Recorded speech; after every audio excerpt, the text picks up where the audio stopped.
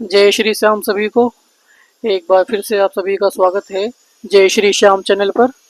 तो चलिए आइए हम अपने भगवत गीता के पाठ को आगे बढ़ाते हैं। कल हमने अध्याय 4 के श्लोक 6 पे ख़त्म किया था। तो चलिए आइए शुरू करते हैं श्लोक 7 से।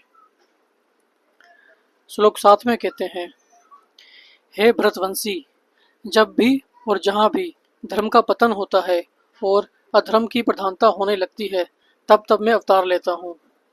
इसका तात्पर्य है, यहाँ पर श्रीजामी शब्द महत्वपूर्ण है। श्रीजामी सृष्टि के अर्थ में नहीं प्रयुक्त हो सकता, क्योंकि पिछले श्लोक के अनुसार भगवान के स्वरूप या शरीर की सृष्टि नहीं होती, क्योंकि उनके सारे स्वरूप शाश्वत रूप से विद्यमान रहने वाले हैं। अतः श्रीजामी का अर्थ है कि भगवान स्वयं यथारूप में प्रकट होते हैं। यद्यपि भगवान कार्यक्रम अनुसार अर्थात ब्रह्मा के एक दिन में, 7वें मनु के 28वें युग में, द्वापर के अंत में प्रकट होते हैं, किंतु वे इस नियम का पालन करने के लिए बाध्य नहीं हैं, क्योंकि वे स्वेच्छा से कर्म करने के लिए स्वतंत्र हैं। अतः जब भी अधर्म की प्रधानता तथा धर्म का लोप होने लगता है, तो वे स्वेच्छा से प्रकट होते हैं। धर्म के नियम वेदों में दिए हुए हैं, और यदि इन नियमों के पालन में कोई त्रुटि आती है तो मनुष्य अधार्मिक हो जाता है।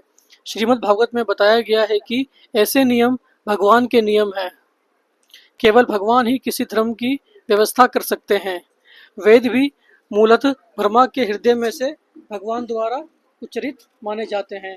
अतः धर्म के नियम भगवान के प्रत्यक्ष आदेश हैं। भगवत गीता में आज्ञोपांत इन्हीं नियमों का संकेत है।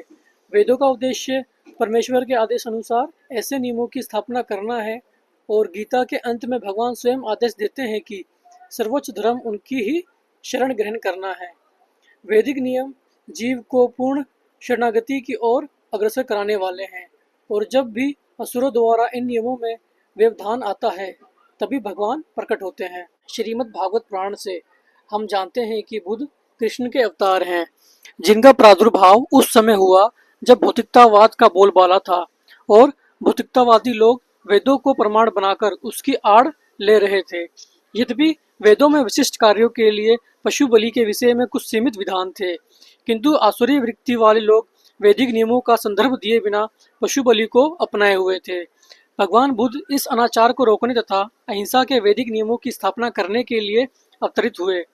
अतः भगवान के प्रत्येक अवतार का विशेष उद्देश्य होता है, और इन सब का वर्णन शास्त्रों में हुआ है। यह तथ्य नहीं है कि केवल भारत की धरती में भगवान अवतरित होते हैं। वे कहीं भी और किसी भी काल में इच्छा होने पर प्रकट हो सकते हैं।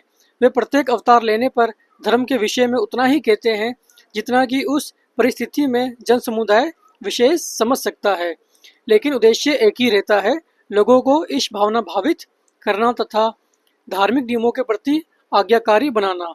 कभी वे स्वयं प्रकट होते हैं तो कभी अपने प्रामाणिक प्रतिनिधि को अपने पुत्र या दास के रूप में भेजते हैं, या वेश बदलकर स्वयं ही प्रकट होते हैं। भगवत गीता के सिद्धांत अर्जुन से कहे गए थे, अतः वे किसी भी महापुरुष के प्रति हो सकते थे, क्योंकि अर्जुन संसार के अन्य भागों के सामान्य पुरुषों की अपेक्षा अधिक जागरूक था। 2 और 2 मिलकर 4 होते हैं। ये गणितीय नियम प्राथमिक शिक्षा के विद्यार्थी के लिए उतना ही सत्य है जितना कि उच्च शिक्षा के विद्यार्थी के लिए। तो भी गणित उच्च स्तर तथा निम्न स्तर का होता है।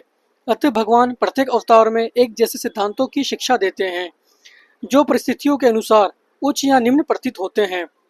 जैसा कि आगे बताया जाएगा, धर्म के उच्चतर सिद्धांत चारों वर्णाश्रमों को स्वीकार करने से प्रारंभ होते हैं। अवतारों का एकमात्र उद्देश्य सर्वत्र कृष्ण भावनामृत को उद्बोधित करना है।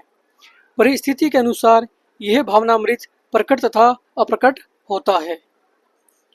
तो ये था अपना श्लोक 7 अध्याय 4 का। तो आज के लिए इतना ही, हम श्लोक 7 पे ख़त्म कर रहे हैं। इसके आगे हम कल करेंगे स्टार्ट अपनी अगली वीडियो में। तो आज के लिए आप सभी से जय श्री श्याम।